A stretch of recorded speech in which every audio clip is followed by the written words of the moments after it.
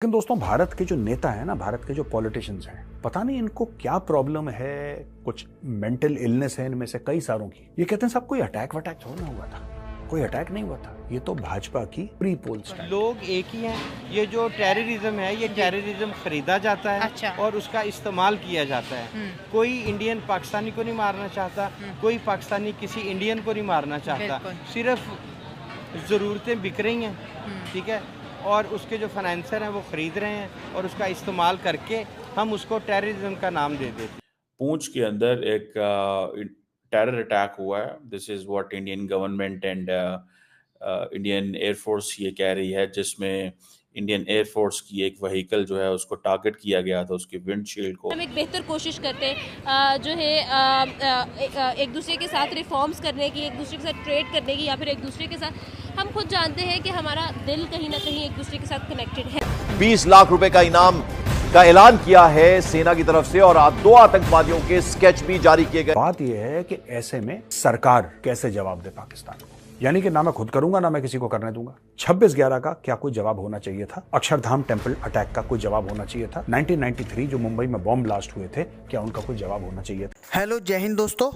SP news 91 में आपका स्वागत है। दोस्तों मैं आपको बता दूं कि शनिवार को पुछ में जो हमारी वायुसेना थी उसकी गाड़ी पर जो है हमला किया गया है आतंकवादियों के द्वारा। और मैं आपको बता दूं कि अब जो मतलब जिन आतंकियों ने हमला किया था उनके 2 आतंकियों के, उसमें से 2 आतंकियों के स्केच जारी कर दिए हैं और साथ ही 20 लाख रुपए का इनाम रख दिया है उनका पता बताने वाले के लिए।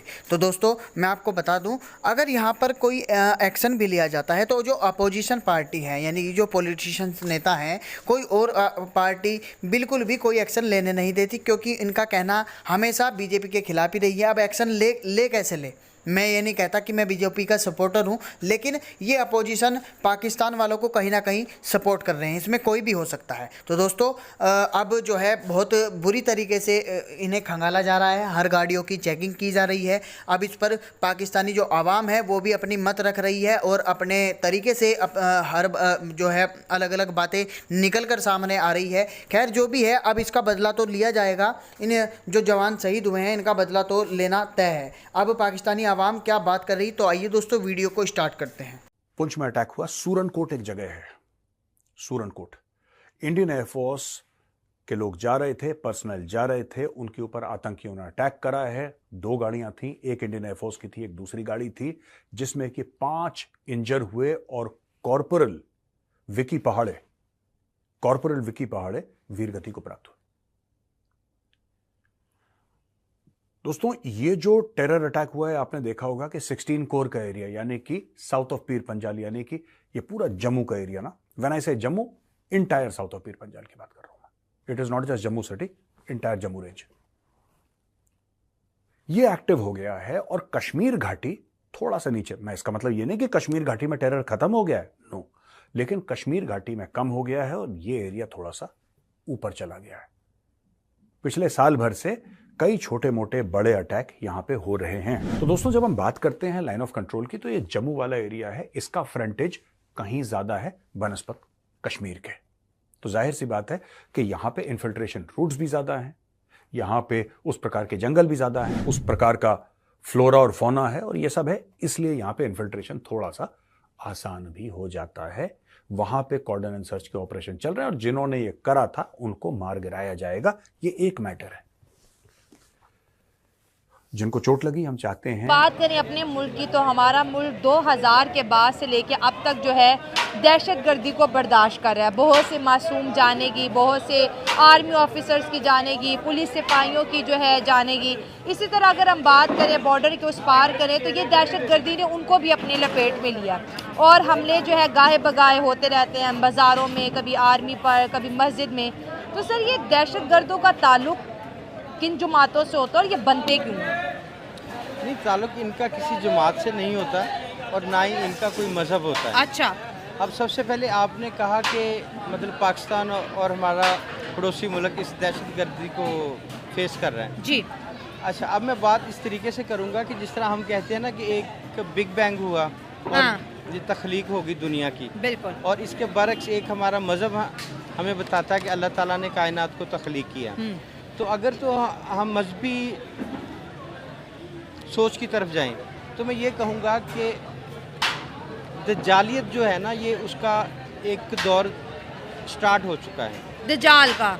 अच्छा। हाँ जी, दज्जाल का। इसको दज्जालियत इसलिए कहेंगे कि उसके जो मुहर्रकात हैं, जो उनके मोहरे हैं, जो काम कर रहे हैं, जिसमें यहूदी ज़्यादा शामिल है। अच्छा। ठीक है, वो अपनी एक सोच के तहत वो दुनिया को ग्लोबलाइज चेंज करना चाह रहे हैं, अपनी गिरफ्त में लाना चाह रहे हैं, अपने अंडर करना चाह रहे हैं। ठीक है। तो जो टेररिज्म है ये उसी की एक कड़ी है। ठीक है। ठीक है, अब ये है कि वो ये देखते हैं, एक तो हो गया यहूदो नसारा, हाँ। और एक हो गया दीन इस्लाम, ठीक है। जिनका शुरू से हम देख रहे हैं कि एक टकराव है।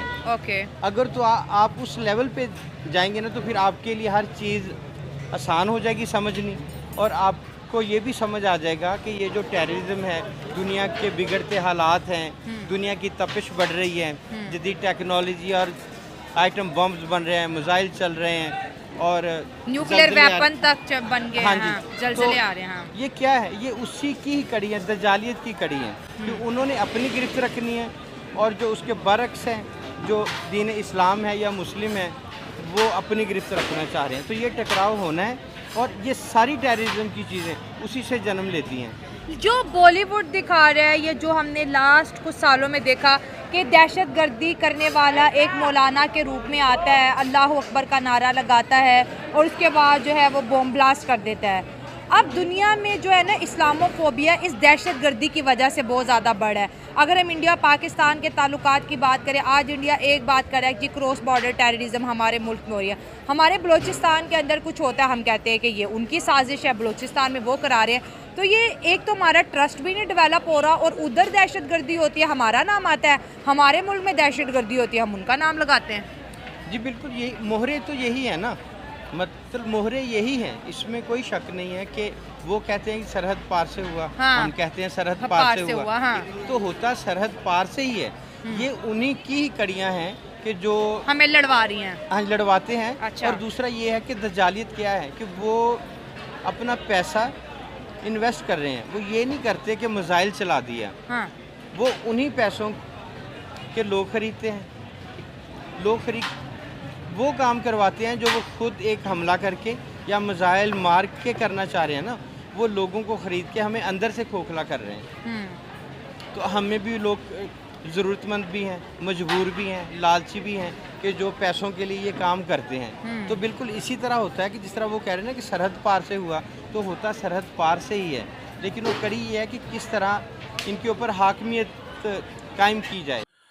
जी हेलो दोस्तों, मैं हूं कमर चीमा। उम्मीद है आप लोग ठीक होंगे। दोस्तों, दो एक दिन पहले पूंछ के अंदर एक टेरर अटैक हुआ है। This is what Indian government and Indian air force ये कह रही है, जिसमें इंडियन एयरफोर्स की एक व्हीकल जो है उसको टारगेट किया गया था, उसकी विंडशील्ड को। कहा जा रहा है कि अभी तक कोई ऐसा ग्रुप नहीं है, कोई ऐसा फैक्शन नहीं है जिन्होंने ये अटैक को कबूल किया हो, जो कि इंडियन एयरफोर्स की कन्वॉय पे किया गया है। अब क्योंकि एक्चुअली ये टोपोग्राफी इस तरह की है कि सहीली एरिया, तो थोड़ा मुश्किल होता है बहुत सारी चीज़ें समझने में। कहा जा रहा है कि ये जो इंडियन एयरफोर्स का कन्वॉय था, ये पूंछ डिस्ट्रिक्ट में के अंदर जम्मू एंड कश्मीर की जो है उसमें कहीं से गुजर रहा था। ठीक है जी, तो अब उसके ऊपर हमला हुआ है। 5 जो इंडियन एयरफोर्स के जो लोग थे वो ज़ख्मी हुए, और ये कहा जा रहा है कि एक जो था उनमें से उसकी जान चली गई। अब जारी बात है, this is something different in a sense के ये मेरा ख्याल है एयरफोर्स पे कभी इस तरह का अटैक नहीं हुआ। सो अगर वो होते हैं तो वो CRPF और बाकी जो फोर्सेस होती हैं उसके ऊपर होते हैं।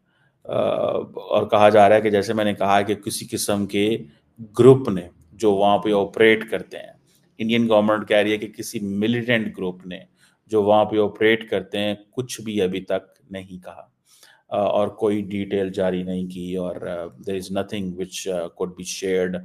अब सुनने में ये आया है 200 से ज़्यादा जो बुलेट्स थी वो फायर हुई थी, 200, ठीक है जी। लेकिन ऑल ऑफ दी सोल्जर्स जो थे वो इवैक्यूएट कर गए, लेकिन एक जो जैसे मैंने कहा है कि एयरफोर्स के जवान की डेथ हो गई।